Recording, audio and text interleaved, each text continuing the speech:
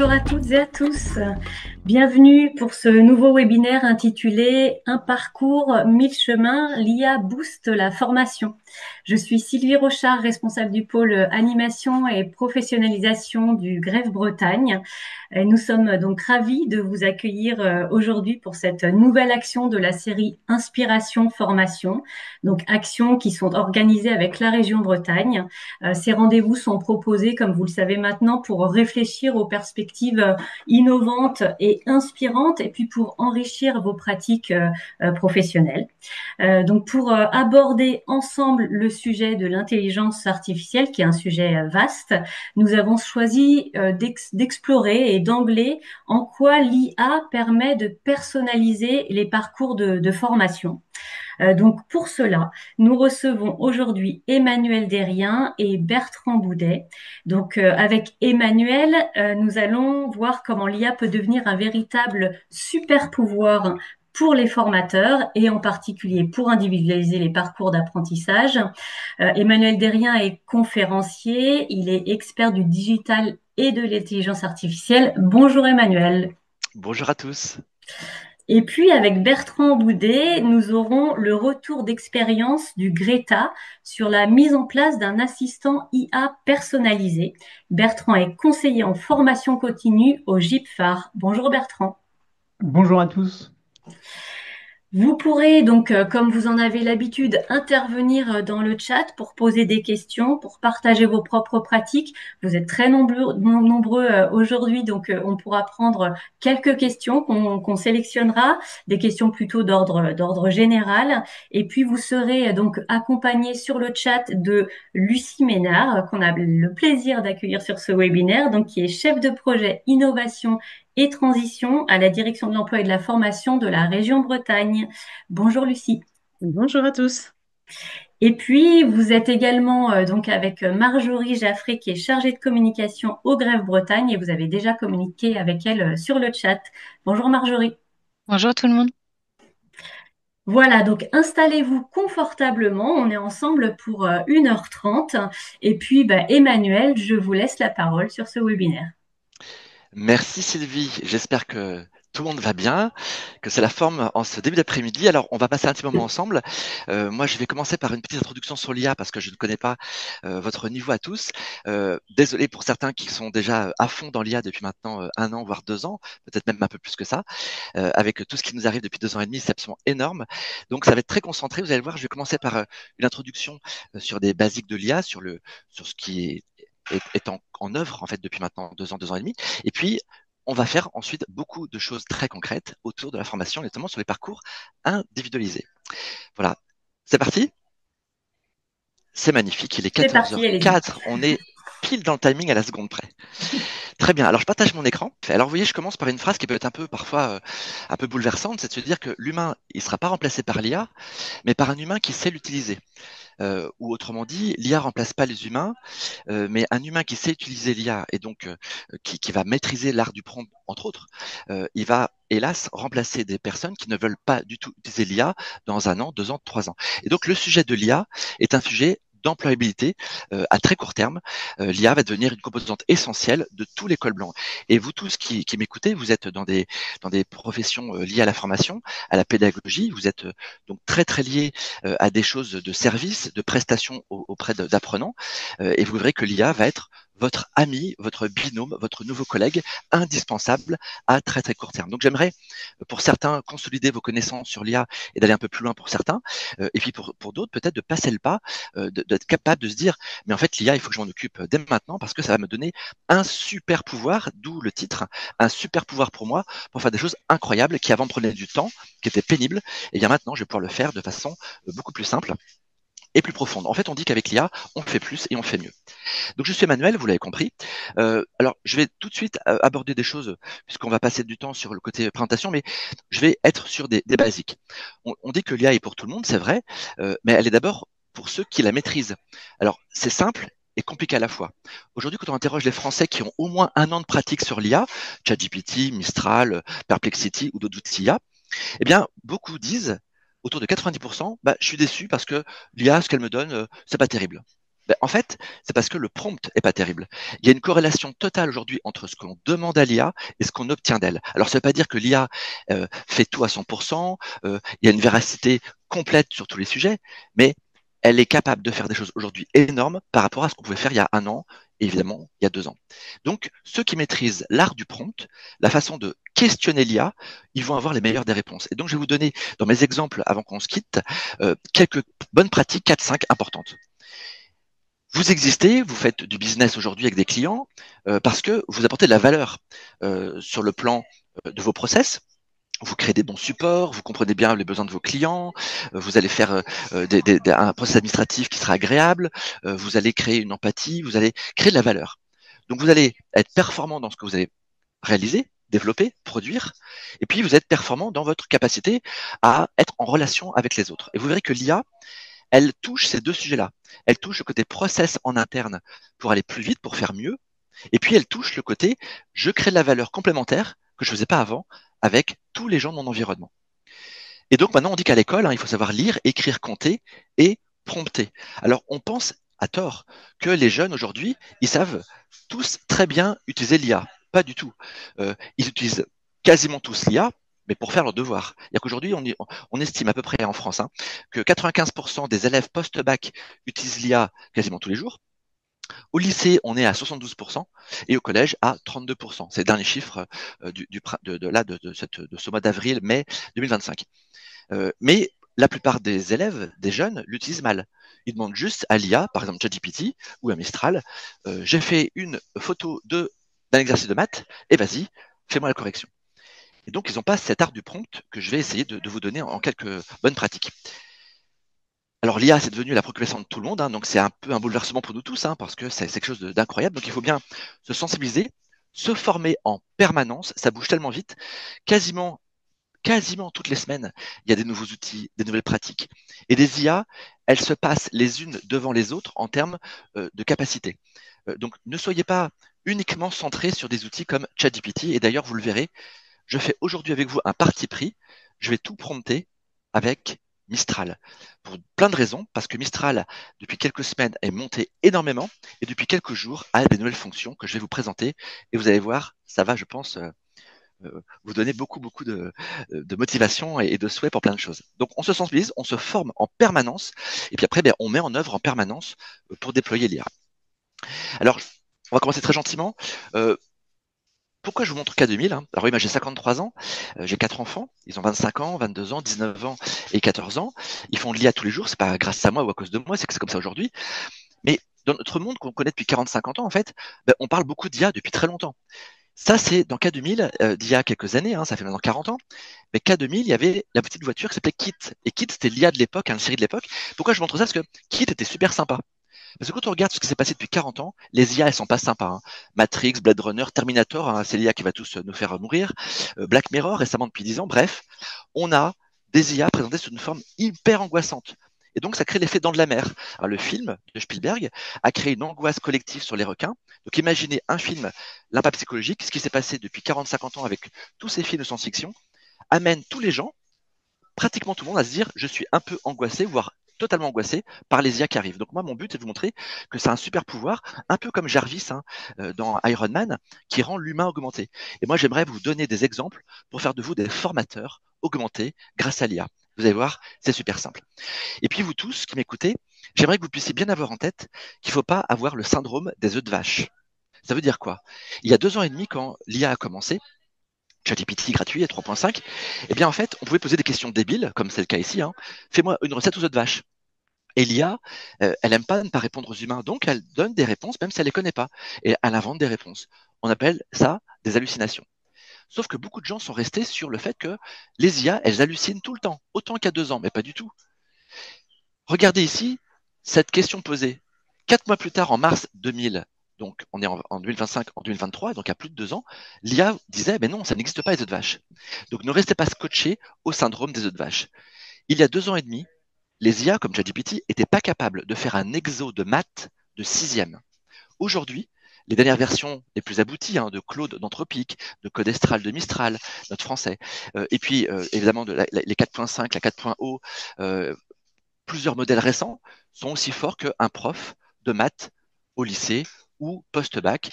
Et les dernières versions qui sont en train de sortir sont aussi fortes qu'un prof agrégé en maths en France. Je passe d'il y a 2 ans et demi, pas capable de faire un exo de maths de 6e, à être capable d'être un prof agrégé en maths en 2 ans et demi. Donc ne restez pas sur le syndrome des œufs de vache. Idem pour les images.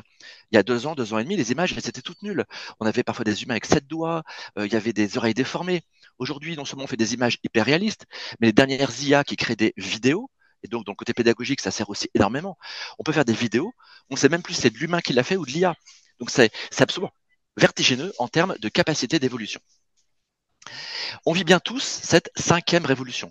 Alors très rapidement, il y a eu la révolution moderne, je parle, hein, il y a eu plein de révolutions encore avant, évidemment, mais révolution moderne, on a eu la révolution fin 18e sur le côté machine à vapeur, qui a amené l'ère industrielle, qui a été vraiment boostée fin 19e avec le côté mécanisation, hein, usine Ford, hein, début du siècle, avec derrière l'arrivée de l'énergie, on ouvre le robinet du pétrole à gogo, hein, on en paye aujourd'hui, hélas, ses conséquences sur la crise climatique qui est hélas irréversible.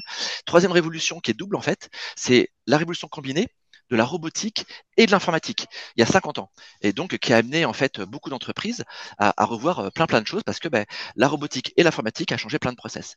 Révolution ensuite Internet depuis 25-30 ans déjà, qui a tout changé, qui nous a synchronisé nous en tant qu'entreprise et humains. Et puis celle qui est arrivée maintenant il y a 2 ans, celle de l'IA, qui change tout en si peu de temps et qui déjà est en train d'introduire une 6e révolution qui est déjà en cours, c'est la révolution de la robotique humanoïde. Mais c'est pas le sujet du jour, même si c'est passionnant. Donc, des révolutions, il y en a eu plein, mais celle-ci de l'IA, elle a mis 2 ans. Dans la fresque de l'IA qu'on peut avoir ici, sur une espèce de frise historique, ça a commencé en 1942, avec un mathématicien qui s'appelle Alan Turing, qui a permis de décrypter Enigma, les machines allemandes, bref, peu importe.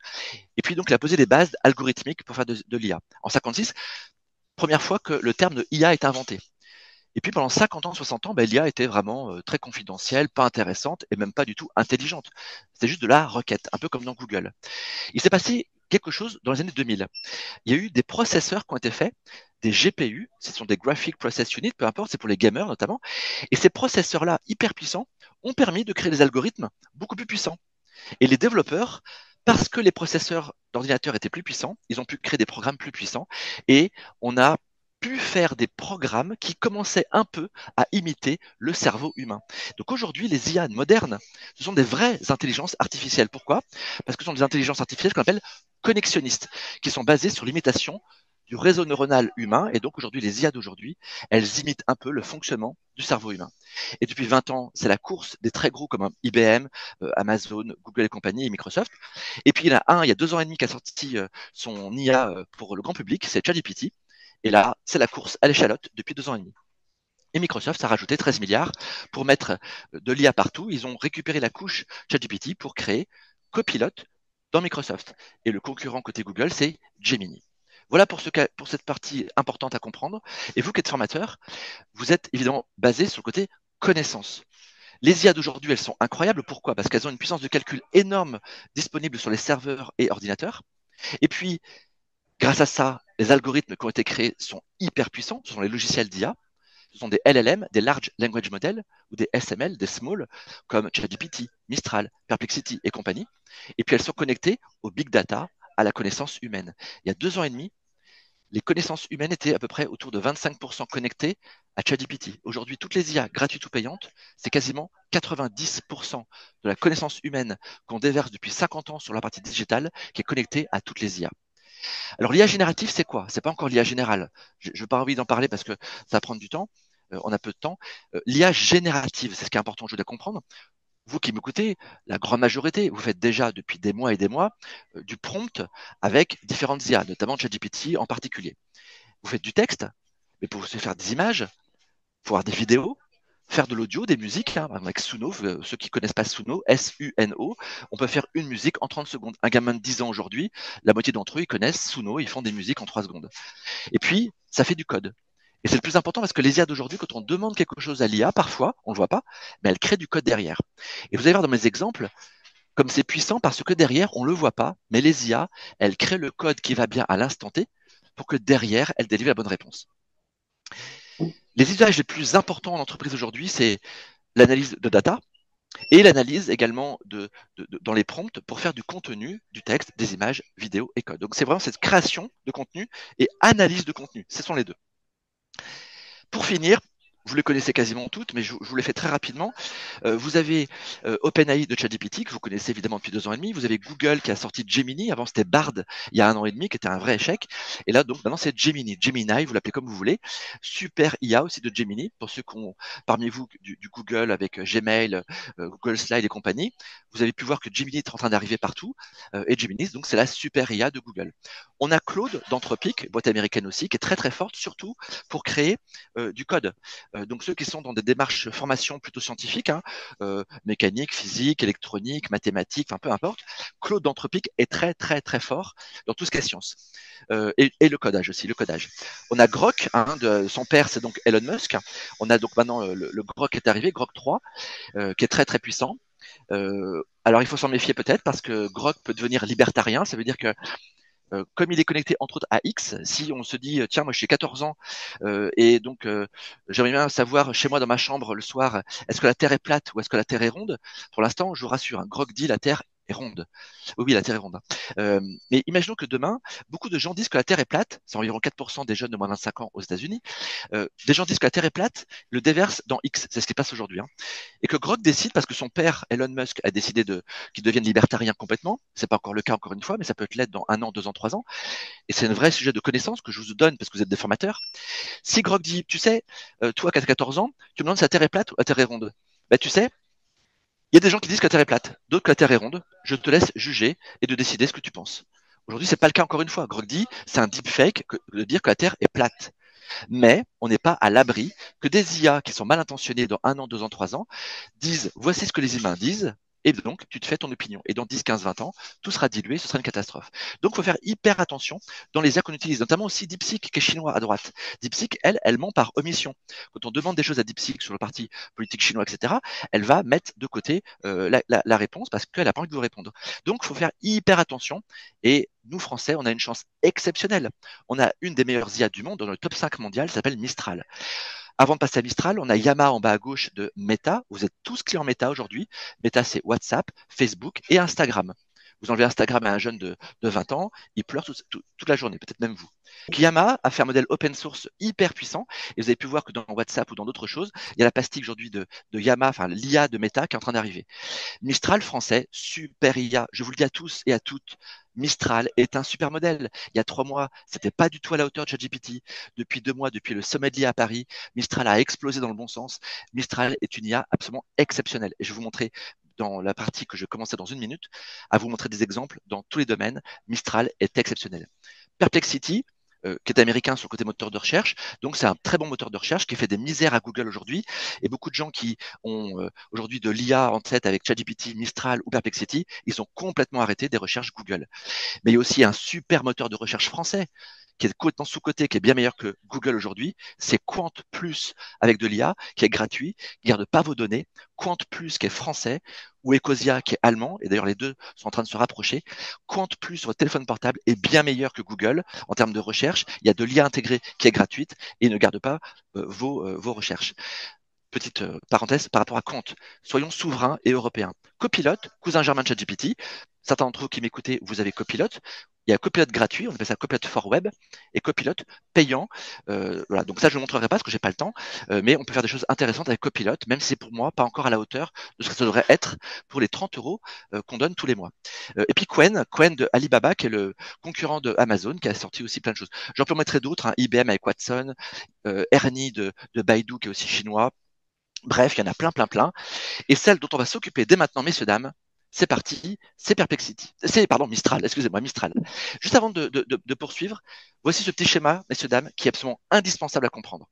Vous avez en haut à droite le chemin que vous faites et qu'il faut faire pour tout le monde, c'est de discuter en direct avec les IA. ChatGPT, Mistral, Copilot, Gemini, etc. On discute avec l'IA en direct avec ses prompts.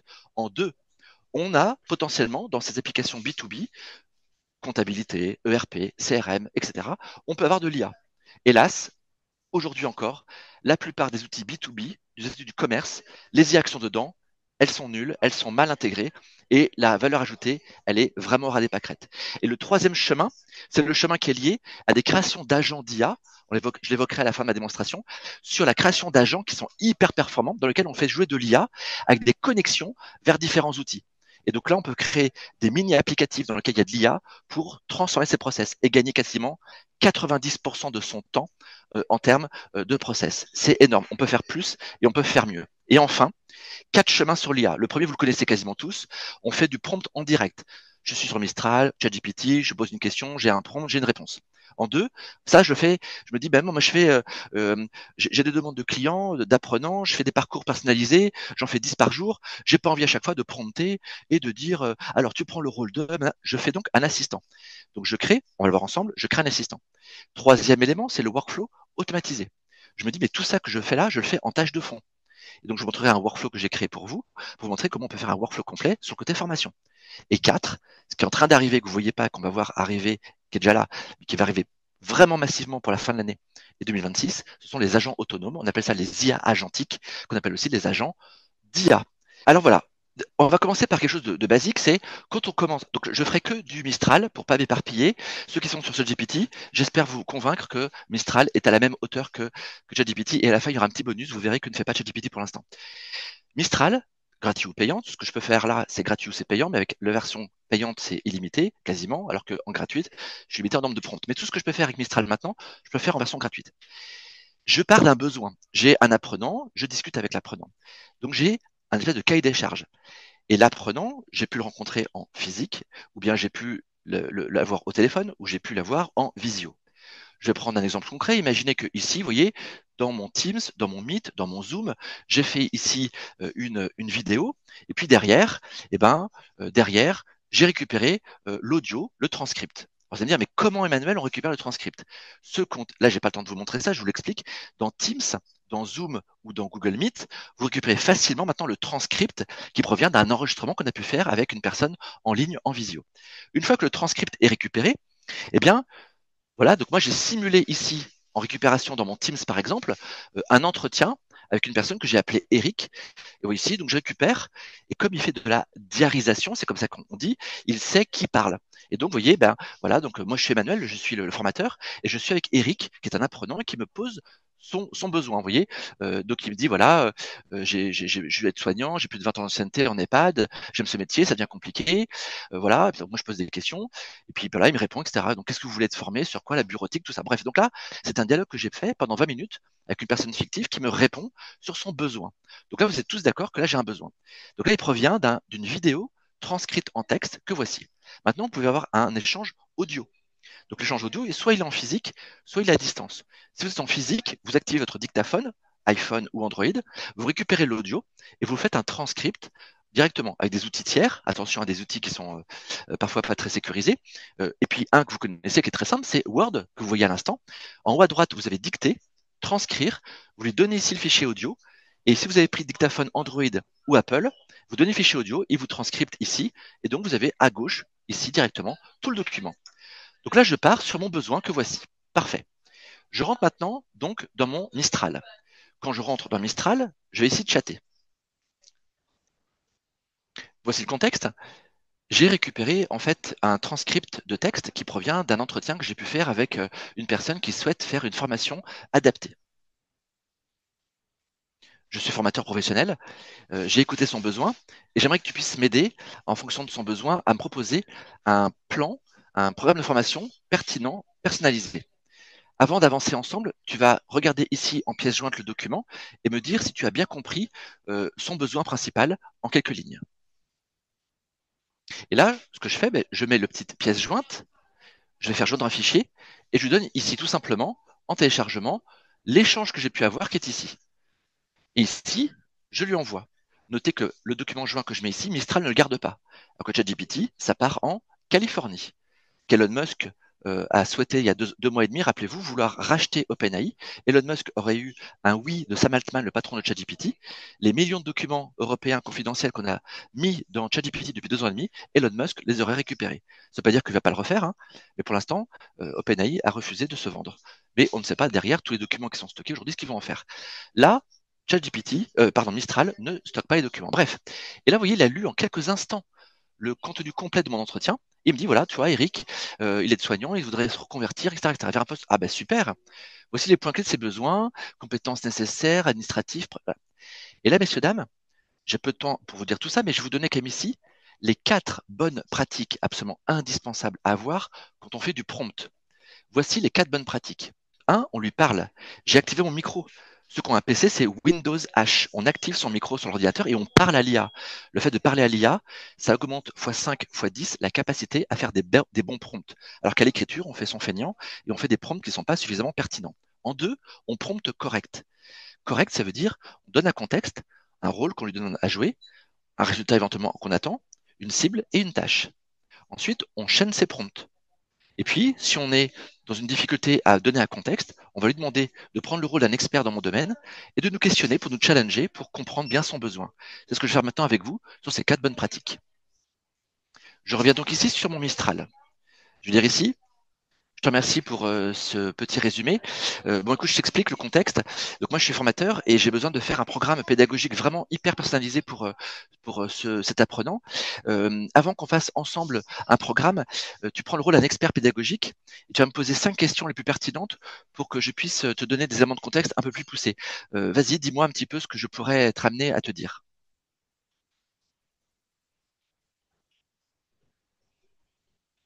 Donc là, je lui demande de prendre le rôle d'un expert pédagogique et de me poser des questions. Et là, vous voyez, il me dit, bon, ok, qu'est-ce que tu souhaites inclure dans ta formation? Alors, vous voyez, ce que je vais faire, c'est que là, je vais lui répondre. Eh bien, écoute, au niveau des outils, la bureautique classique, mais je vais également faire un petit focus sur la partie Google, avec toute la partie Google Docs, etc.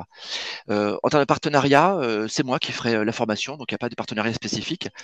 En termes de critères, ben, je te laisse voir ce qu'on peut mettre. Je te fais confiance. Tu prends le rôle d'un expert dans le domaine de la bureautique, Microsoft et Google, et puis tu vois un petit peu les critères que tu pourrais y mettre. Mais il n'y a pas de certification attendue particulière. Et puis en termes de structuration du parcours, là encore, un bon équilibre. L'idée, c'est de pouvoir faire par exemple 10 heures de formation par semaine pendant 3 semaines. Et donc, bah, je te fais confiance pour que tu puisses me proposer quelque chose de vraiment structuré et d'intéressant. Maintenant, à partir de tous ces éléments-là, tu me fais le programme de formation le plus descriptif possible, avec le programme, les différents éléments et également des moments de pratique avec atelier pour ces 3 semaines avec 10 heures par semaine, dispatchées en 3 jours par semaine. Donc là, Mistral comprend, ça c'est le chaînage de prompt, vous voyez. Donc j'ai utilisé l'oral, je lui ai demandé de me challenger pour me poser des questions, pour que j'ajuste mon besoin. 3, je lui ai demandé qu'il me fasse le livrable. Et regardez ici, j'ai donc ici le contenu complet proposé. Et là, je peux me dire ici, ah, ça c'est super intéressant, mais regarde, ça ici, là, sur ce point particulier, je vais prendre ça. Merci beaucoup, mais pour ce point particulier, à savoir, et là je mets entre guillemets ici le contenu, j'aimerais que tu fasses un atelier qui pourrait durer 45 minutes. Propose-moi 3 exercices très pertinents en lien avec ce sujet. Qu'est-ce que je pourrais leur proposer? Vas-y, fais-moi ce programme-là. Tu prends le rôle d'un expert pédagogique, le rôle d'un expert dans la création de jeux de rôle très pratiques, assez ludiques, et tu vas proposer un atelier que je pourrais ensuite délivrer à mon apprenant. Donc là, sur ce focus en particulier, j'ai fait mon chaînage de prompt. Mon chaînage fait que, ici, c'est parti pour me faire, voyez, création, partage de dossier de projet. Et ben voilà, on pourrait faire ceci, on pourrait faire l'exercice 1, le 2, le 3, le 4, le 5. Super, très bien. Je te remercie. Donc là, j'ai un contenu. Maintenant, tu vas me faire, à partir de tout ça maintenant, un résumé en une 50aine de lignes du programme complet, dans lequel tu mets également l'atelier. Donc là, je lui demande maintenant de pouvoir fusionner le contenu de l'atelier plus le programme complet qu'il a pu faire avant. Je copie ensuite cette partie-là. Et puis, je peux me dire, tiens, je vais sur une application comme, par exemple, beaucoup d'entre vous la connaissent déjà, évidemment, c'est gamma.app. Vous ne trompez pas, c'est gamma.app, d'accord? Et là, je fais coller le texte, qui est mon programme de formation. Voilà. Et je peux dire ici, pour Eric. Puis, je vais faire une présentation, je fais continuer dans Gamma. J'ai collé donc ce que m'a donné Mistral. Là, je peux faire plein de choses. Là, j'ai pas le temps de vous montrer tout ça. Je me dis, je veux 7 slides, par exemple, ou non, je veux, tiens, 9 slides. Je fais continuer. Je peux mettre évidemment ma charte graphique. Là, je vais pas faire ça. Je vais faire une charte graphique, par exemple, comme celle-ci. Je fais générer. Et donc là, il va me créer directement mon contenu. Donc vous voyez, j'ai fait en quelques instants, en quelques minutes, j'ai pris un besoin qui est identifié en vidéo ou en audio ou en prise de notes réelle. Vous n'êtes pas obligé non plus de faire de l'audio ou de la vidéo. Vous pouvez très bien aussi avoir une prise de notes. Auquel cas, vous mettez la photo de votre prise de notes, vous donnez ça à Mistral en photo, et puis ensuite vous discutez, comme je vais faire à l'instant, en promptant avec Mistral pour avoir le meilleur des programmes. Vous chaînez vos prompts, vous êtes challengé par l'IA pour avoir le meilleur des programmes, vous complétez si vous avez besoin d'ateliers ou pas, etc., etc. Puis vous donnez un outil comme Gamma, il y en a d'autres, hein, mais comme Gamma, pour faire des super présentations, et sans rien faire, regardez, sans rien faire, il m'a généré le contenu sur le fond et sur la forme. Et notamment, il m'a créé des images ici, qui sont des images qu'il a créées à l'instant T. Il n'a pas récupéré ça d'ailleurs, il a fait que pour moi, que je peux utiliser. Vous voyez, et donc il m'a fait ici directement mon programme pédagogique. Je peux me dire ici, oh ben tiens, ça j'ai envie que ce soit plus impactant. Je sélectionne et je lui dis à l'IA, rends-moi ça plus engageant. Et là, l'IA qui est derrière, il va regarder ce qu'il pourrait faire comme contenu différent, et juste en quelques clics, vous pouvez changer en quelques instants. Je me dis, ah ben ça c'est mieux. Voilà, et là il me le modifie. Je peux changer aussi les images, je peux changer plein de choses dans mon contenu. Vous voyez, par exemple, ici, si je prends l'image qui est ici, je vais même lui dire ici, en termes d'image, tu prends sur mon site web, tu vas me faire une autre image différente avec une autre IA. C'est sans fin. En quelques minutes, je construis mon programme pédagogique. Et puis, en haut à droite, je fais donc une exportation pour le mettre ici en PowerPoint ou en Google Slide pour ensuite tranquillement le modifier. Donc cette application gamma.app, elle est gratuite ou elle est payante. Gratuite, on fait plusieurs slides et plusieurs presses par mois. Puis à un moment donné, vous serez contraint, mais on peut déjà bien s'amuser avec gamma.app pour tout ça. Donc là, je voulais vous montrer comment on peut faire pour chaîner derrière quelque chose de super pro qui comprend tout le contenu de ce qu'on s'est dit pendant la discussion avec Eric. Et là, bah, il dit, mais il m'a hyper bien écouté. Et vous voyez, en 10 minutes, j'ai fait le travail de plusieurs heures de boulot. Je reviens maintenant ici sur Mistral. Je vais dire ici, je te remercie. À présent, on va compléter ce programme de formation. Tu vas toujours garder ton rôle d'expert pédagogique et expert bureautique, hein, puisque c'est le sujet ici de la formation. Et j'aimerais que tu me proposes un quiz d'évaluation. En effet, j'aimerais pouvoir, à la fin des 30 heures, j'aimerais pouvoir lui donner un quiz d'évaluation de 15 questions. Tu vas me faire 10 questions fermées avec 3 propositions de réponses et tu vas me proposer la bonne réponse également. Et puis tu vas me faire pour le reste des questions ouvertes et également m'apporter la bonne réponse. Donc là, il va me faire un quiz qui va être en lien avec mon programme d'évaluation de formation. Donc là, vous voyez automatiquement, alors là, je vais vous montrer sur un exemple très concret de la bureautique, mais tout ça, vous avez tous compris que peu importe le sujet, même des sujets hyper techniques, d'accord? Rien n'échappe aujourd'hui à l'IA. L'IA est aussi forte ou meilleure que n'importe quel expert sur n'importe quel sujet. Et ceux qui pensent que, ah non, Emmanuel, il a tort, eh ben, je suis ravi que vous puissiez m'envoyer un petit email et je vous prouverai qu'aujourd'hui, dans les dernières versions d'IA, ça dépend des versions qu'on peut utiliser, mais les IA, elles sont hyper fortes sur tous les sujets. Et donc là, j'ai, vous voyez, ici, mes éléments. Alors après, je peux me dire, oh, mais je voudrais faire un quiz. Donc vous voyez, alors là, je ne vais pas faire un quiz complet, mais ce que je peux me dire ici, je vais par exemple copier ici ces questions-là, que je colle après dans un document Word, par exemple. Et puis, je vais aller sur un outil tiers. Je vais en prendre deux que vous connaissez. Un qui est Google Forms, que vous avez sans doute si vous êtes Google, ou bien l'autre, c'est Microsoft Forms, que vous connaissez si vous êtes Microsoft. Les deux outils sont les mêmes. Ils sont gratuits dans la sphère de Microsoft ou la sphère de Google. Et quand on clique sur une application, Google Forms ou Microsoft Forms, on a quoi? On a un outil qui permet de créer du formulaire. Là, comme Mistral m'a aidé à faire mon quiz, ben moi, je m'embête pas, je fais une importation rapide à partir d'un document Word où j'aurai copié-collé mes questions et réponses. D'accord? Alors, je vais faire vite, là, comme j'ai copilote, je donne ici les différentes réponses. Et donc là, ici, il va me générer automatiquement mon formulaire. Donc, quand on est formateur, de créer des formulaires d'évaluation, c'est un peu important. Et on se dit, ouais, mais c'est hyper long à faire ça. Et pas du tout. Google Forms, Microsoft Forms ou autre, le autre, on le verra juste après, c'est super rapide à créer des questionnaires. Donc là, Microsoft Forms ou Google Forms me fait mon questionnaire. Voilà. Il a enlevé évidemment les réponses puisque ben, il a compris que c'était un quiz. Je fais conserver. Je passe ici à collecter les réponses. Je dis ici tout le monde peut répondre pour faire des apprenants, un ou plusieurs. Et en plus, en temps réel, il me crée un QR code que je pourrais utiliser en live avec l'apprenant pour qu'il fasse avec son téléphone portable les réponses à mon quiz. Et c'est fini. Super, très bien. Mais je peux aller encore plus loin. Je peux revenir à mon Mistral et je peux lui dire, je te remercie. En fait, au départ, j'avais une idée de créer un quiz avec un Google Forms ou un Microsoft Forms, mais en fait, j'ai pas envie. J'ai envie que tu fasses directement une application d'un questionnaire, d'un quiz d'évaluation avec toutes tes questions. Donc, tu me crées une application. Pour cela, tu prends le rôle d'un développeur web senior et tu me crées une application complète que je vais pouvoir comme ça intégrer dans mon intranet. Et donc là, il prend le rôle d'un développeur web, il me crée une application qui correspond à un quiz. Et là, vous voyez, il est en train de développer ici le code complet que je pourrais après incorporer dans une page web, par exemple sur mon site web, avec un login mot de passe pour pouvoir sécuriser la page uniquement pour l'apprenant et pour faire un quiz complet.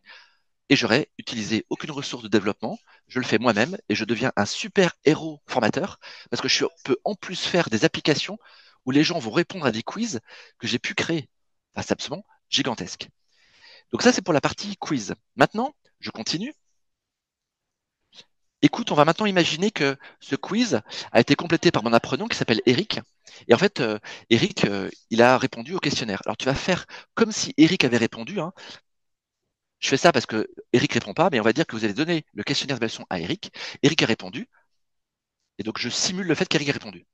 Vas-y, simule le fait que Eric a répondu au questionnaire, et donne-moi ici dans ta réponse en conversation le questionnaire rempli avec trois quarts des bonnes réponses, et puis le reste en mauvaise réponse. Donc là, on va imaginer que Eric a répondu donc, au fameux questionnaire d'évaluation qu'on lui a donné, et là, donc voici la réponse d'Eric. Très bien.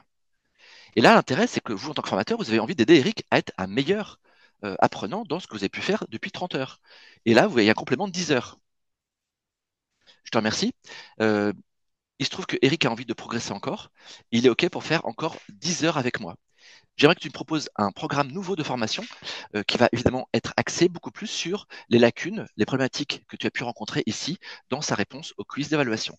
Propose-moi ici en tant qu'expert pédagogique un nouveau programme adapté qui pourrait faire 10 heures. J'aimerais qu'on puisse faire ça en 2 journées, 2 fois 5 heures. Et c'est parti pour me faire ici le programme complet, complètement adapté en fonction de ce qu'on a pu voir avant dans le quiz qu'il a pu adapter. Maintenant, on peut se dire, ah, mais Manuel, ce que tu montres là, mais c'est trop bien. Sauf que moi, j'en fais 2, 3, 4 par jour. Et là, ce que tu as fait là, j'ai pas envie de le faire à chaque fois. Faut lui dire, alors, tu prends le rôle, tu prends le document. Alors voilà le contexte. Tu gna gna gna, et puis blablabla. Et puis tu fais le programme. Et puis ça, je fais ça 2 fois par jour, 3 fois par jour. Je pourrais pas faire un agent. Je pourrais pas faire un truc qui ferait que ça serait automatisé. Eh bien oui. Ah ben ouais, mais il faut ChatGPT. Ben non. Tu fais du Mistral et c'est gratuit. Comment ça? Je rentre ici sur un petit plus de nouveau chat. Et là, regardez ce que je fais. Je fais un arrobase dans Mistral. Et dans Mistral, je fais créer un agent. Et là, je tombe sur créer un agent. L'agent, je vais l'appeler création d'un programme personnalisé en formation. Ce chatbot sert à faire un livrable automatique en lien avec des besoins d'apprenants. Je laisse mon Mistral Large 2 qui est très très bien. Il y a le Medium 3 qui est incroyable, qui est sorti il y a 2 jours, qui est exceptionnel, qui est meilleur que GPT, qui est meilleur que GPT. Il y a 2 jours, hein, c'est très récent, je sais bien, mais les derniers tableaux qui sortent montrent le Mistral Medium 3 meilleur que ChatGPT version payante. Température, c'est quoi? Est-ce que tu es pas du tout créatif? Est-ce que tu es très créatif dans ton programme? Moi, j'aime bien le laisser à 0,7. Là, je mets mon prompt, j'y vais. Alors, je veux que tu sois un agent qui crée automatiquement. Alors, tu fais un expert. En fait, comment il a fait Emmanuel pour faire un prompt? Trop dur, mais pas trop dur du tout. On laisse ça en suspens. Je reprends ici un Mistral et je lui dis mon problème. Alors écoute, moi je suis formateur professionnel et puis j'ai souvent des apprenants qui me posent leurs besoins par téléphone ou par vidéo ou bien en échange réel physique. Et puis donc ben voilà, j'ai un besoin que je fais souvent sur un document Word ou PDF et j'aimerais que tu puisses m'aider à créer un agent idéal qui pourrait récupérer ce contenu et puis derrière me faire un super livrable qui est un contenu pédagogique adapté à son besoin. Alors, tu prends le rôle d'un expert dans la création de prompts et tu me fais un agent et tu commences par tu es un agent qui. Et là, je lui demande de m'aider à faire le prompt pour créer un agent. Voilà, tu es un agent qui. Eh ben, je copie ce prompt et je le donne ensuite ici, directement, à mon agent et c'est fini. Comment ça marche tout ça? Eh ben, c'est super simple. Je vais donc dans Mistral. Pouf pouf. Je rentre dans Mistral. Et là, regardez ici, je peux faire un arrobase, mais là, pas pour créer un agent, pour utiliser mon agent que j'ai appelé création de parcours individualisé. OK? Je te donne ici un document qui contient Ben, tout le besoin de Eric. Voilà. Allez, merci. Je lui explique rien, puisque mon agent, il a tout le contenu, et là, il me fait directement tout mon livrable que je lui ai demandé. Donc là, je lui ai demandé en fait de me faire aussi un email, de comprendre le besoin, de faire un programme et de faire un email complet que je pourrai après lui envoyer. Voilà pour la création de l'agent. Mais Emmanuel, tu viens de dire à l'instant, attends, alors là, j'ai compris. Tu mets une pièce jointe qui est le contenu qu'on a évoqué avec l'apprenant. Là, tu as fait un agent, j'ai vu comment tu as créé un agent, c'était un peu vite, je sais, mais c'est pas grave parce que je comprends le principe que Mistral peut faire un super agent. Et là, tu me dis que tu peux faire un email? Eh ben oui, parce que pourquoi? Regardez ce que fait maintenant Mistral, messieurs, dames, c'est juste dingue. Je peux maintenant connecter, là c'est avec mon Gmail, je peux aussi le faire bientôt avec mon Microsoft. Je connecte ici à mon Gmail et je vais lui dire, j'aimerais que tu puisses me préparer, s'il te plaît, un email qui lui dit que j'ai bien reçu sa demande et que je suis ravi qu'il puisse passer par moi pour faire sa formation bureautique. Et dans l'email, premier paragraphe, tu expliques la demande qu'il a pu me formuler. Ensuite, tu fais un paragraphe complet avec un tableau avec 3 colonnes, avec tous les grands points qu'on a vus ensemble, et puis une conclusion où tu lui dis que je reviens vers lui dans les 3 prochains jours avec un programme complet de tout ce qu'on a pu voir ensemble. Et là, c'est parti. Il va donc me faire ici une proposition d'email. Voilà. Ah bon? Comment ça, je peux dans mes brouillons? Non, mais me dis pas que c'est pas vrai que je peux aller dans mes brouillons pour aller voir en fait ce qui se passe. Alors là, je vais aller sur ma boîte Gmail. Mistral m'aurait fait un brouillon pour répondre à Eric directement dans mon Gmail. Je rentre dans mon Gmail, je vais dans brouillon et regardez ici dans brouillon ce que j'ai. Il vient de me faire ici directement ma proposition d'email. Après, évidemment, ben ça, je la modifie. Alors, pour l'instant, on n'est pas encore sur la mise en forme avec plein de choses, mais il m'a déjà ici proposé tous les éléments. Donc, c'est un gain de temps qui est juste gigantesque. Mais il fait mieux que ça. Il peut aussi, si je fais un petit pouf pouf ici, je peux dire ici avec mon Gmail, tu peux me dire les 10 derniers mails que j'ai pu recevoir. Et là, il va, en toute sécurité, contrairement aux autres Américains ou Chinois, il va ici me dire tout ce que j'ai reçu de mes emails. Et dis donc, est-ce que j'ai reçu des demandes de gens qui seraient des apprenants qui auraient une demande de formation? Ah ben oui, eh oui, j'en ai 2. Très bien, très bien. Tu peux me résumer la demande d'Éric Martin, s'il te plaît? Et là, il va regarder le contenu et me faire plein de choses. Donc, je peux en plus connecter à ma vie de Google ou à ma vie de Microsoft et que Mistral m'aide pour plein de choses. C'est juste vertigineux. On peut se dire aussi, et tu sais quoi? Fais-moi, s'il te plaît, par rapport à tout son besoin, tu vas me faire un paragraphe de 15 lignes et tu commences par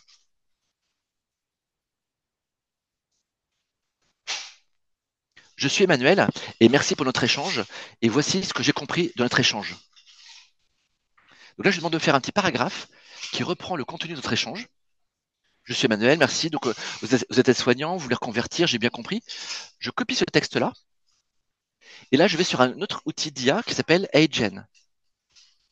Alors, qui est un outil américain, mais j'attends avec impatience de tester Argil, qui est une boîte française qui a levé des millions d'euros récemment. Et je pourrais faire ce que je fais en ce moment avec vous, avec Argil, qui est une IA française. Pas d'inquiétude, le timing, je respecte dans 4 minutes. Soit je prends une IA, un avatar d'IA d'une vraie fausse personne qui n'existe pas, mais on croit qu'elle existe, soit je prends un avatar qui est le mien, j'en ai plusieurs, hein, je vais prendre celui-ci, et là, regardez, je prends un de mes avatars, je donne ici le texte, je colle ici donc mon texte, je suis Emmanuel, je peux même ici, si je le veux, parler directement après, dans différentes voix, pour le faire pourquoi pas en traduction, ici en faisant translate, je peux le traduire en chinois, en birmanien, en turc, en tout ce que je veux. Et là, je fais ensuite envoyer et il me génère automatiquement une vidéo qui me fait parler. Là, j'ai pas le temps de vous montrer tout ça, mais faites-moi confiance. Et donc là, je pourrais envoyer directement à mon client, à mon apprenant, une vidéo de moi qui parle, j'ai pas été filmé, qui dit j'ai bien compris Eric, votre besoin, c'est ça et ça. Et là, l'apprenant, il dit mais c'est incroyable, il a fait pour moi une explication vidéo pour me dire qu'il a compris mon besoin, mais c'est énorme. Je passe un palier suivant, messieurs, dames, avant qu'on se quitte. Tout ça, on se dit mais c'est génial de le faire en direct, voire même de faire un agent. On peut encore monter d'un cran. On peut créer carrément un workflow. J'ai donc créé ici un workflow avec Make. et le mieux c'est de le faire avec N8N, mais c'est trop compliqué pour le montrer maintenant. Là, je le fais avec Make. Voici un workflow que j'ai créé. Je vous explique. Imaginez que la première étape, c'est je positionne un audio ou une vidéo faite avec un apprenant, à savoir Eric à l'instant, je mets dans mon Drive, Google Drive, ou dans mon SharePoint, ou dans OneDrive de Microsoft, je mets un nouveau document égal l'audio, point, que l'audio. Blablabla avec Eric, bonjour, machin. Je n'ai rien fait d'autre que de glisser l'audio dans ce répertoire Google. Puis, OpenAI avec Whispers, qui est un outil spécifique de speech to text, prend le contenu audio, me le fait en texte. Texte qu'il envoie ensuite à Mistral et qui fait tout le travail qu'on a fait tout à l'heure, à savoir de me faire le programme complet de l'apprenant avec un parcours individualisé. Puis, une fois qu'il a fait le parcours complet, il va enregistrer le document complet dans Google Drive, puis envoyer, pourquoi pas, à gamma.app pour faire des Google Slides automatiques, comme on a vu tout à l'heure avec Gamma, de faire une super presse automatiquement, et en parallèle, demander à Edgen ou Synthesia, c'est un autre outil pour création d'avatar, pour dire je suis Emmanuel, j'ai bien votre besoin, je l'ai bien compris pour faire une vidéo tout seul. Puis en parallèle, d'aller dans mon CRM ou dans mon Ipareo ou dans mon peu importe, dans mon ERP, pour mettre à jour le fait que ce matin j'ai rencontré Eric et on a discuté de tels sujets sur son besoin de formation nouveau. Et une fois qu'il a terminé tout ça, un mail va partir avec mon Gmail ou mon Outlook parce que Mistral va donc lui envoyer par exemple un mail pour dire Eric, suite à ce qu'on s'est dit ce matin à 10h, eh bien voici votre besoin, voici en PDF le contenu complet de ce qu'on s'est dit, qui est un rapport complet. Voici également un petit scénario que j'ai fait avec mon avatar pour vous expliquer en 3 minutes, vous n'avez pas le temps de lire en 3 minutes tout ce qu'on s'est dit ce matin. Et puis en parallèle, une petite présentation en PowerPoint ou en Google Slide ou en PDF qu'on a pu faire ici. Voilà, sans rien faire de bout en bout, comment vous pouvez glisser un audio et au bout du compte, votre apprenant, il a un parcours complet. Et pour terminer tout ça, je vous le dis simplement, et je vais quitter, tout ça est en train de bouger énormément parce qu'on parle également des IA agentiques qui sont en train d'arriver. Parce que là, vous dites, oh là là, de faire du workflow avec du make, tout ça, c'est compliqué. Dans 6 mois, 1 an, 2 ans, vous pourrez tout faire ça à la voix. Voilà, j'en ai terminé. Il est 14h49. Ceux qui ont envie d'aller un peu plus loin, eh ben, je vous invite ici à me contacter, moi ou mes collègues, pour vous expliquer un peu plus. Ça se fait gratuitement pendant une demi-heure, de vous dire comment pouvoir faire des workflows dans Make ou autre chose pour pouvoir booster complètement et rendre l'IA, pour vous donner un super pouvoir incroyable d'être un humain augmenté grâce à l'IA dans tout ce que vous faites aujourd'hui. Et vous allez pouvoir créer de la valeur comme jamais avec tous vos apprenants. Voici, messieurs, dames, ce que je vais vous présenter. Je sais que j'ai condensé beaucoup de choses. Pour beaucoup, c'est peut-être même une découverte de l'IA, et auquel cas, j'imagine que c'est pour vous peut-être un choc de voir tout ce qu'on peut faire avec de l'IA aujourd'hui. Et encore, ce que je vous ai montré n'est qu'une petite partie de l'iceberg de tout ce qu'on peut faire aujourd'hui avec l'IA pour la pédagogie. Messieurs, dames, je vous remercie. Merci Emmanuel. Bon, vous restez avec nous. Donc, comme vous l'imaginez, vous avez dû le voir, il y a beaucoup de questions dans le chat. Il y a deux questions qui sont revenues beaucoup et que je pense vous aborderez plutôt en conclusion, qui sont la première autour de l'impact environnemental de l'intelligence artificielle et la deuxième autour de la protection des données. Et en plus, avec là ce que vous venez de nous montrer sur le lien avec le Gmail, c'est vrai qu'il y a eu voilà, il y a eu beaucoup de commentaires dans le chat, ce que je peux tout à fait comprendre. Juste pour revenir sur, c'est difficile de choisir quelques questions, mais il y avait une question que je trouvais intéressante. Une personne qui demande si dans les prompts, on peut exiger, si on utilise une IA, qu'elle aille chercher de l'information dans toutes les IA disponibles, qu'elle reste pas dans son propre canal. Désolé, Sylvie, cette question n'est pas bonne, parce que ça ne veut rien dire. On ne dit pas à une IA, ChatGPT, tu vas demander à ton copain Mistral, à ton copain Perplexity, à ton copain Claude, à ton copain DeepSeek, à ton copain... Non, non. Ce sont des IA agentiques. On peut demander à un agent d'IA de faire des choses et lui, il va aller chercher les meilleurs experts d'IA, etc. C'est trop tôt pour l'instant. Restez concentrés sur des IA en direct.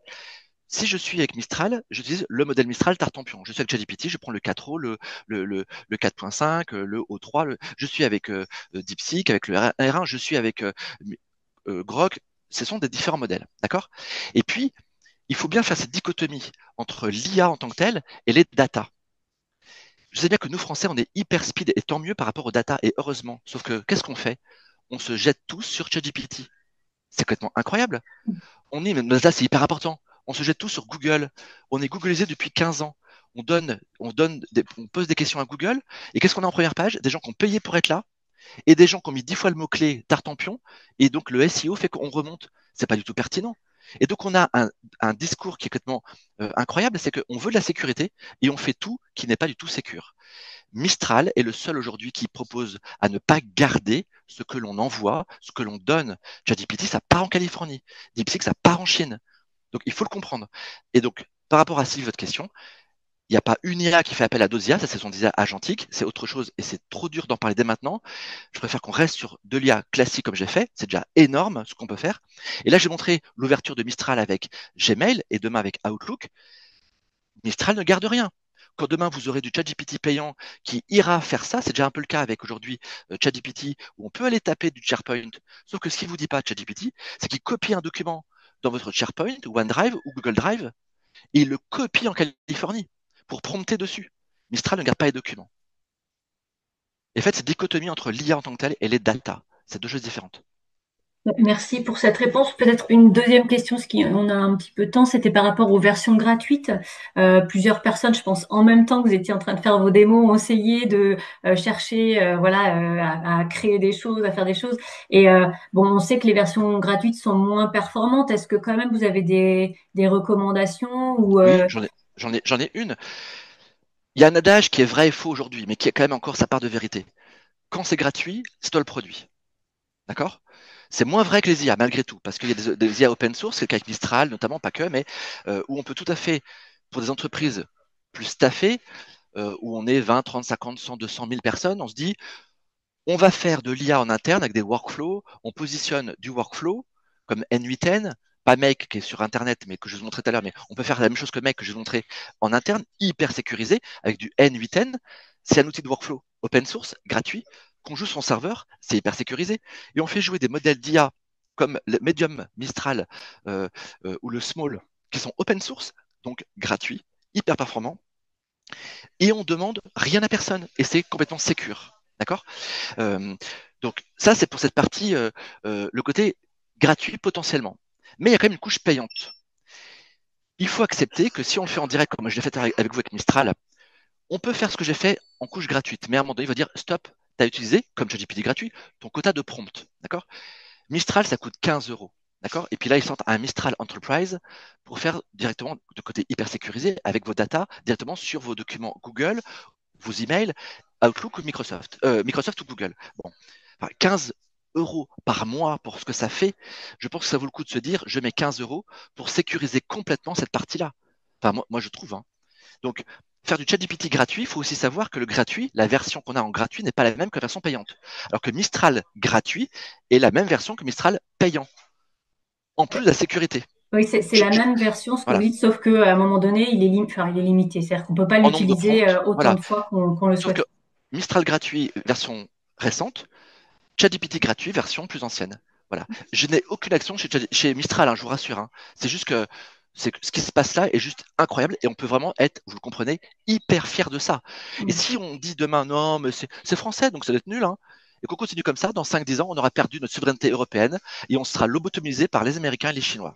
Merci beaucoup, Emmanuel. On vous retrouve. Oui, alors Sylvie, pardon, une dernière Oui, réponse de 30 oui, secondes autour de l'écologie. oui. Ah, ben, en fait, je pensais que vous alliez conclure là-dessus, mais comme vous Non. voulez. J'aimerais déjà mettre une petite Ok. chose là-dessus, et si vous avez après un souhait que je pourrais compléter, avec grand plaisir. Mais je le dis maintenant, pour pas l'oublier, l'IA est une catastrophe écologique. L'IA aujourd'hui est une catastrophe écologique, et c'est que le début. On vit la préhistoire de quelque chose qui est majeur. Une énorme partie de l'énergie dans les 10 ans qui viennent va être prise par les IA. Maintenant, ceux qui parmi vous peut-être ont fait du Ghibli ou fait du Starter Park, vous savez, de faire les figurines sur blister, c'est la grande mode il y a 2-3 semaines. Imaginez que votre gamin de 15 ans vous dit, papa, maman, on va faire un super truc avec ChatGPT 4o qui a sorti il y a 3 semaines, un super truc pour faire des images. Je te mets toi sur une pochette, il y a ta figurine, il y a une pelle de jardinier parce que tu aimes bien le jardin, et je t'ai fait un truc. Et j'ai fait 100 prompts pour arriver à ça. Parce qu'à un moment donné, je t'ai dit, ah non, une robe avec une couleur verte. Ah ben non, j'aimerais que tu mettes un gant. Ah ben non, j'aimerais que tu mettes un chapeau. J'ai prompté 100 fois. Et ben le gamin qui a fait son starter pack pour sa mère ou son père, il a consommé bien plus que quelqu'un qui fait en direct du ChatGPT ou du Mistral pendant un mois complet. Donc, ça veut rien dire de dire je fais de l'IA. J'entends dire tout et son contraire. C'est très différent. Et encore, tout ce qui arrive avec les vidéos, ça va être monstrueux. Donc, de faire encore une fois, du Mistral en France sur un serveur qui va être tout prêt, avec des serveurs locaux, avec des systèmes d'open source comme du Mistral, avec parfois des couches payantes, mais qui font, avec l'algorithme, beaucoup moins de ressources. On consomme 3 à 5 fois moins de ressources en termes d'énergie avec du Mistral qu'avec un ChatGPT, par exemple, ou avec un Grok. En plus, ça part pas en Californie. Et puis, si je suis avec Grok et je m'amuse à faire une grosse vidéo de fake avec la photo d'un copain, j'aurais utilisé, et je finis par ça, Grok au Texas, un gros centre qui est avec des gros groupes électrogènes, plus avec du pétrole, etc.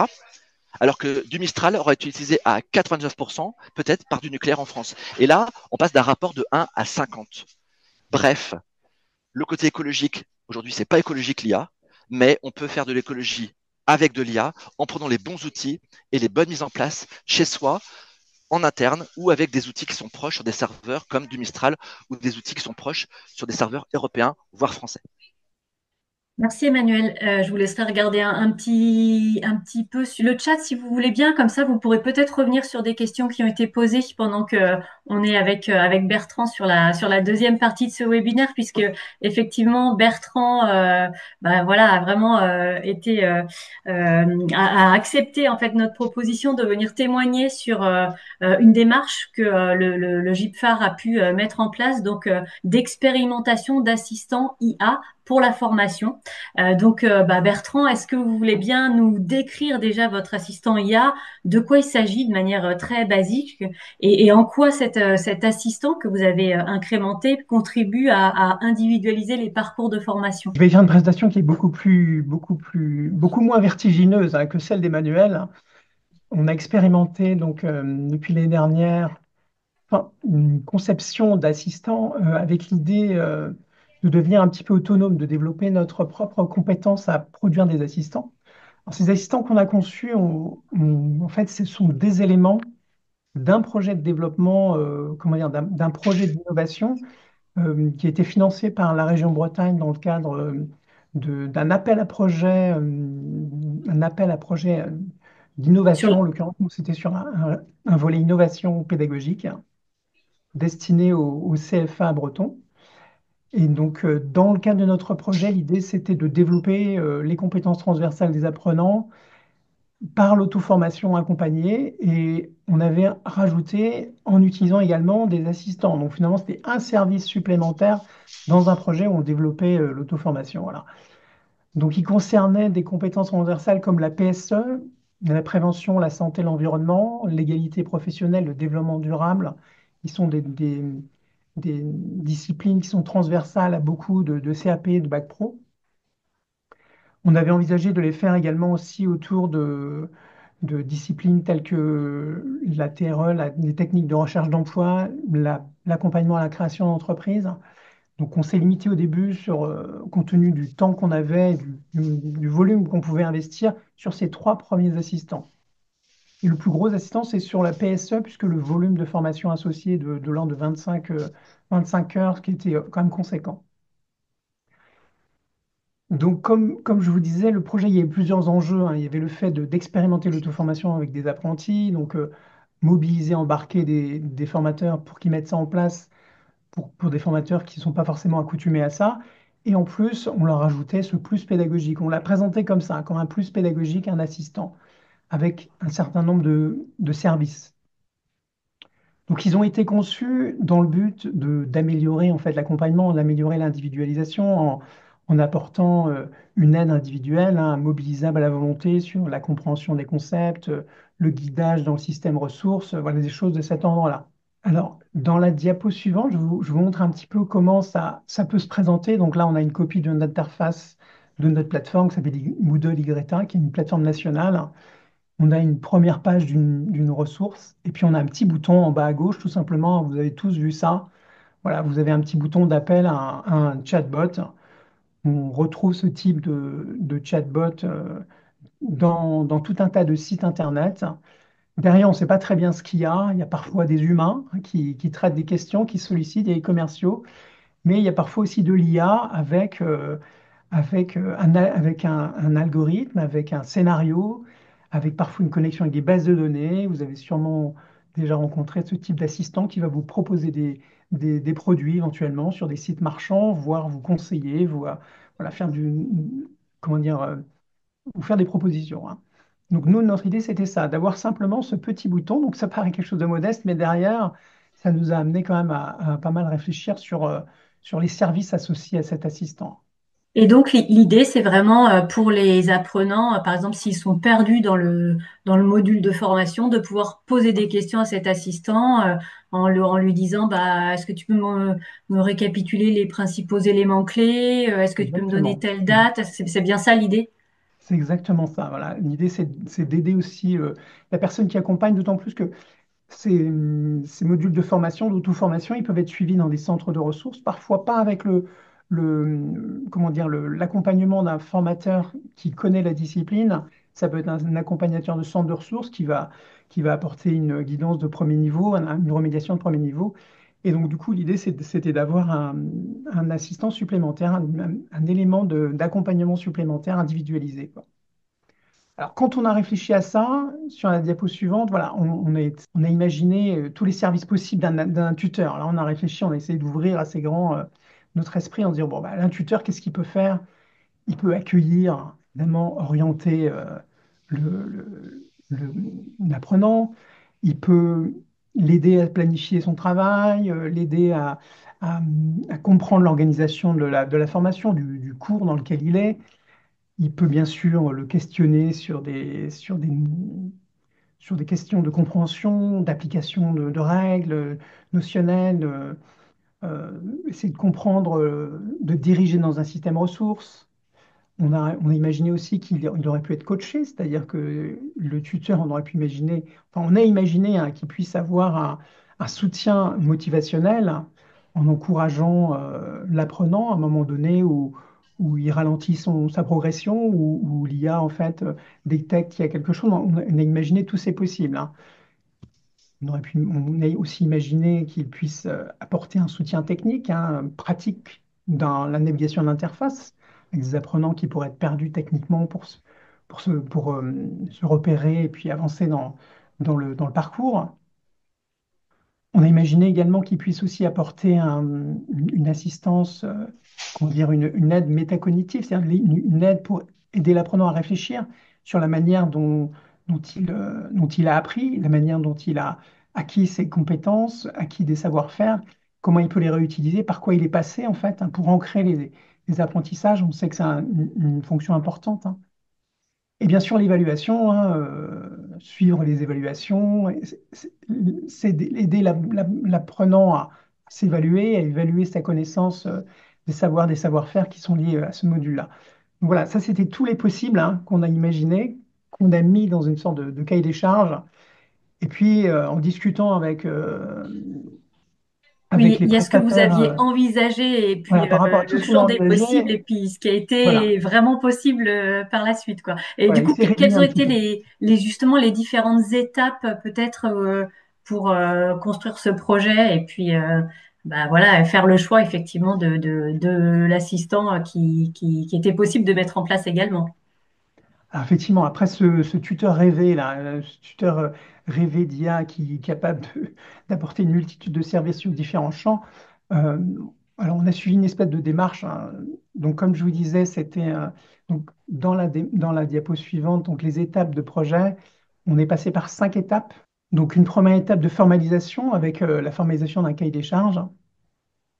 Après quoi, ce cahier des charges, donc du coup, on a précisé en fait les services attendus, hein, tous les possibles. Après quoi, on a été voir des prestataires, on a regardé sur Internet les différentes solutions classiques qu'on peut utiliser pour les IA. Donc là, vous avez donc les réponses, l'affichage des différentes enfin, des solutions et c'est un tableau en fait de choix hein, qui est affiché. Donc il y avait deux comment dire, offrant de services, deux éditeurs assez connus, VoiceFlow et BotPress, qui sont un peu référents dans le domaine de la production de chatbots hein, pour des sites Internet. Et ensuite, on a 3 prestataires qu'on a contactés pour nous aider à essayer de concevoir des chatbots, voilà, des tuteurs qui seraient intégrés à notre plateforme. Donc, j'ai volontairement masqué les noms des prestataires pour ne pas les gêner vis-à-vis de leur offre. On a pu comparer effectivement les prix, les services.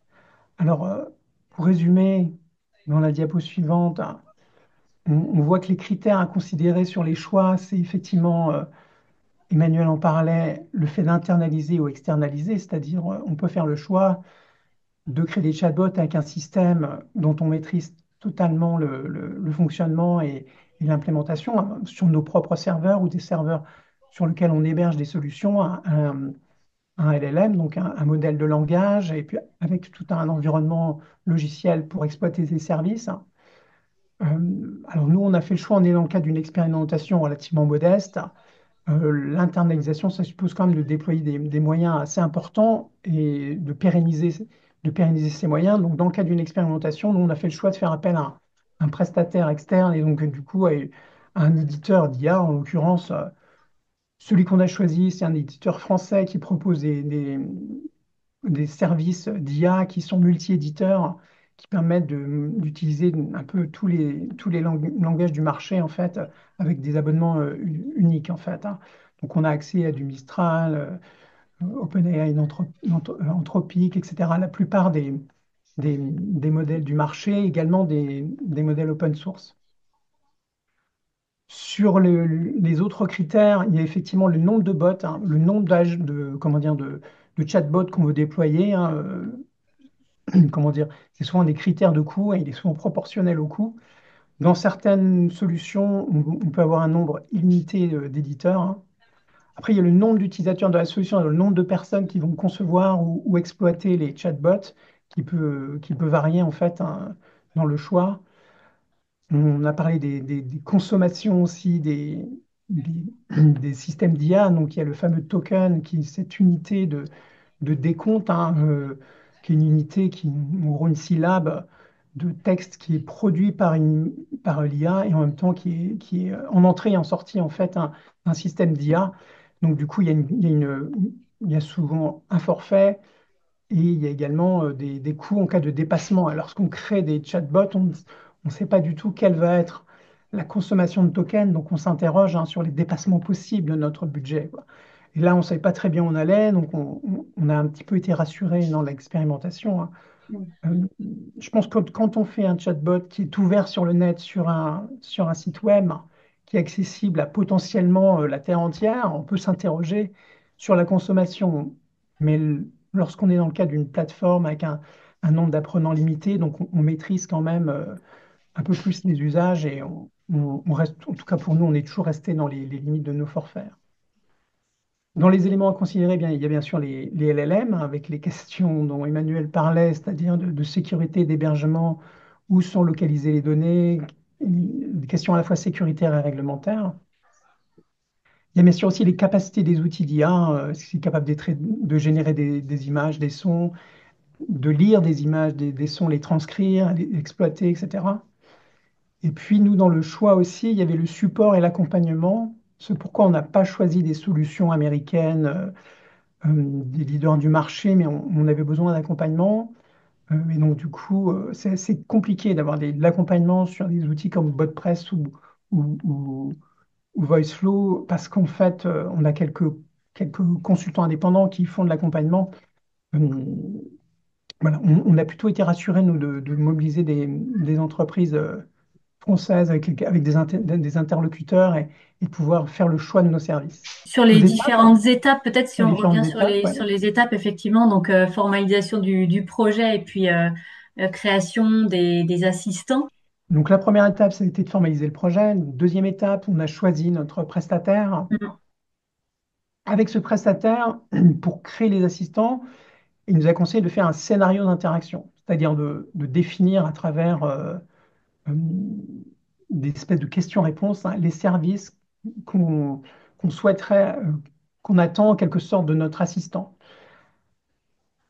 À côté de ça, il a fallu définir aussi les bases de connaissances, c'est-à-dire les bases de connaissances sur lesquelles l'assistant, hein, s'appuie pour produire ses réponses.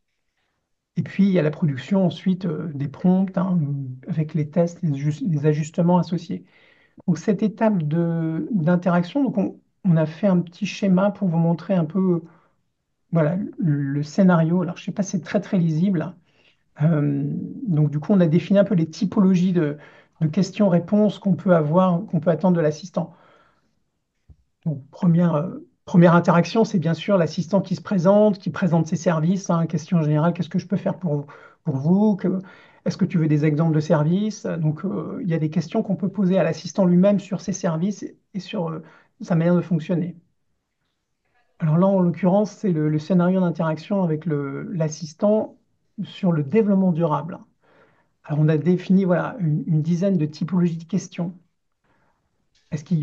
Sur le champ du développement durable, hein, donc c'est le référentiel en quelque sorte qui est associé sur des questions de définition. Donc, on a un glossaire, bien sûr, du développement durable, évidemment, toute la base de connaissances qui est liée au cours lui-même, hein, au parcours de formation lui-même. Il y a des questions explicatives, des questions de procédure, des questions de guidage dans le système ressources, en quelque sorte, hein, des questions d'exemple, des questions hypothétiques, des questions de comparaison, des questions aussi de veille, hein. C'est-à-dire qu'on a un contenu sur lequel l'assistant est, comment dire, est construit et bien sûr, on souhaitait aussi que l'assistant puisse avoir quelques réponses sur des évolutions, notamment sur la veille. Et c'est vrai que du coup, on se rend compte, puisque je rebondis sur ce que dit Émilie dans le chat, que ce type de projet va prendre un certain temps, effectivement, quand on voit toutes les Oui, ressources que vous avez développées à côté. Oui, tout à si fait. on reprend sur les différentes étapes du projet, Alors voilà, ça c'était une des étapes, donc créer les scénarios. À partir de ces scénarios, le prestataire a construit les premiers prompts avec nous, en fait, en nous expliquant comment ils sont faits. Ce sont des prompts qui sont très très longs, en fait, hein. Et puis ces prompts s'appuient sur les bases de connaissances. Donc il y a ensuite une phase un peu technique où on crée les bases de connaissances. Et les bases de connaissances, on les a créées, nous, volontairement à partir du cours lui-même, du cours sur lequel l'assistant est basé. Pourquoi? Parce qu'en fait, on veut que l'assistant il s'adapte à l'apprenant et qu'il réponde dans le cadre de ce cours. On ne veut hmm, pas un assistant qui soit un- comment dire, qui aille chercher l'information en dehors, en fait. Il faut ouais, en vraiment qu'il dehors, et puis attaque tout. Hmm. qui soit vraiment adapté à ce niveau-là, adapté au niveau de l'apprenant. Donc, du coup, on veut pas, je cherchais le terme, on veut pas un doctorant, en fait, dans le développement durable pour répondre à nos questions de base. On veut un assistant qui est entraîné au niveau, en fait, du cours, en fait, hein, et que ce soit vraiment relayé avec le cours. Donc, les bases de connaissances, elles sont extraites, en fait, de toutes les ressources du cours, que ce soit les vidéos, les textes, les images. Donc, en fait, on en fait des textes à partir souvent d'outils IA pour transcrire, etc. Et on a alimenté les bases de connaissances sous forme de texte, en fait, hein, de documents textuels. Oui, j'en ai fini avec la deuxième étape. Donc, du coup, l'étape d'après, c'est l'intégration dans notre plateforme de formation. Donc, on a un système qui est autonome d'une certaine manière, mais qui est construit pour pouvoir créer des assistants. On les intègre avec des codes embarqués. En fait, on fait un lien en quelque sorte sur nos parcours Moodle. Et il n'y a pas directement de connexion entre l'assistant et la plateforme. C'est-à-dire que l'assistant tel que l'on l'a construit, il n'a pas accès en fait aux données de la plateforme, c'est-à-dire le suivi réel de ce que fait l'apprenant sur la plateforme. On aurait pu imaginer ça. On n'avait pas le temps. C'est un peu plus complexe. Il faut que l'assistant soit capable de lire la base de données de Moodle, exploiter les données de suivi de l'apprenant, les exploiter, etc. On n'avait pas le temps de faire ça. On sait que c'est une autre étape possible. Notre assistant, il est simplement entraîné avec les ressources du parcours et il répond plutôt sur des questions notionnelles, organisationnelles du cours, en fait, hein. L'étape d'après, donc une fois qu'on a construit ça, on a fait des tests, on a sollicité des, des inspecteurs pour valider les contenus, etc. On a validé les services, on les a déployés d'une certaine manière, donc on les a présentés aux équipes. On a présenté les services associés en représentant notamment ces scénarios d'interaction. Quand on les a implémentés, j'ai oublié de dire une chose, c'est que vous avez vu que l'assistant, c'est simplement un petit bouton qu'on sollicite ou pas. Alors imaginez un apprenant qui suit un parcours sur une plateforme de formation. Est-ce qu'il va utiliser le bouton ou pas? Peut-être vous avez vu que j'ai un petit bouton qui est relativement discret dans l'interface. On n'est pas du tout sûr qu'il l'utilise. Donc, ce qu'on a fait pour inciter les usages, c'est que dans le parcours, bon, d'une part, on a présenté l'assistant dans le parcours, puis on l'a invité à différentes étapes.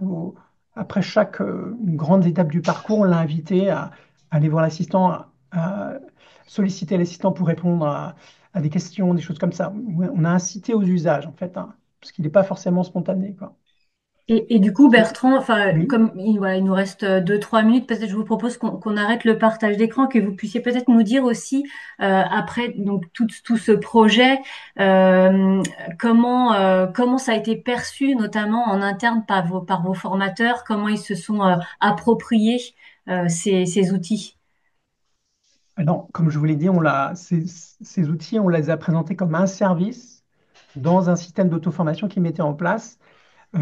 Pour certains, pour diversifier leurs cours, pour d'autres, pour pallier une absence, comment dire, pour toute autre raison qui font qu'à un moment donné, ils substituent un cours en présentiel par un cours en auto-formation.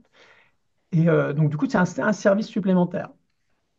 Donc, on ne voulait pas non plus qu'ils aient l'impression qu'on les remplace par de l'IA.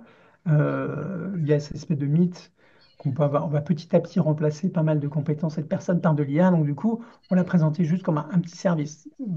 Ça, c'était important. On l'a fait, on les a donné, on leur a donné accès à ces parcours et on a envisagé, enfin, on a construit un formulaire de recueil de leur retour, hein, à la fois sur leur facilité d'utilisation, la pertinence des réponses, voir si ça améliorait la compréhension du sujet et puis si ça pouvait faciliter, comment dire, l'apprentissage par rapport à la formation traditionnelle, quoi. On a fait quelques remontées comme ça. Les retours qu'on a eus, c'est surtout ceux des formateurs donc qui ont plutôt trouvé ça facile d'utilisation, qui ont plutôt trouvé que les réponses étaient pertinentes. Bon, il y en avait quand même un quart qui trouvait que c'était pas toujours pertinent. La plupart trouvaient que ça pouvait améliorer la compréhension. Et par contre, quand on leur demande si ça facilite l'apprentissage par rapport à une formation traditionnelle, là, ils sont beaucoup plus mitigés. Un peu plus de la moitié qui dit oui. Je pense que là, il y a aussi ça témoigne aussi d'une crainte, en quelque sorte, de se faire enlever une partie de leur travail par l'intelligence artificielle, quoi. Même si le Ah, contexte ça, c'est d'expérimentation est peut-être limité, hein. intéressant, Bertrand. Peut-être je vais repasser un peu la parole à Emmanuel, mais par rapport à cette question aussi, c'est vrai que la crainte, vous devez toujours avoir cette question, Emmanuel, et vous avez d'ailleurs introduit vos propos comme ça, la crainte de se faire remplacer par l'intelligence artificielle, et effectivement, quel rôle on continue à prendre en tant que formateur dans ces actions de formation. Exactement. Alors, que ce soit aujourd'hui ou dans d'autres interventions que je fais un peu tous les jours, évidemment, il y a beaucoup de gens qui se disent, non mais attends, faire un truc automatique avec un besoin, tout ça, que ça fasse un truc automatiquement, bah non. Évidemment que non. Évidemment que l'humain a un rôle prépondérant et que dans votre aspect pédagogique, le côté relationnel va encore plus progresser. C'est-à-dire que des formateurs que vous êtes, ceux qui auront le meilleur des relationnels, eh ben, ils seront encore meilleurs. Mais c'est sûr que c'est pas tout ou rien. Il faut qu'on se dise que l'IA est là. On va pas se dire non, mais l'IA, non, attends, c'est nul ce qu'elle fait. Là, j'ai eu deux, trois, c'est pas des demandes, mais des gens qui disent, bah, moi, j'ai testé pour les maths, c'est nul. Alors déjà, avec quel outil? Si je fais un ChatGPT gratuit, ça n'a rien à voir avec un Claude 3.7 Sonnet que je paye. Ça n'a rien à voir. Et donc, il y a tellement d'IA, il y en a des centaines d'IA aujourd'hui. Certaines sont très bonnes pour faire des photos, des vidéos, pour faire des maths, pour faire de la rédaction, pour faire de l'analyse. C'est infini. Et donc, il faut trouver les bons outils.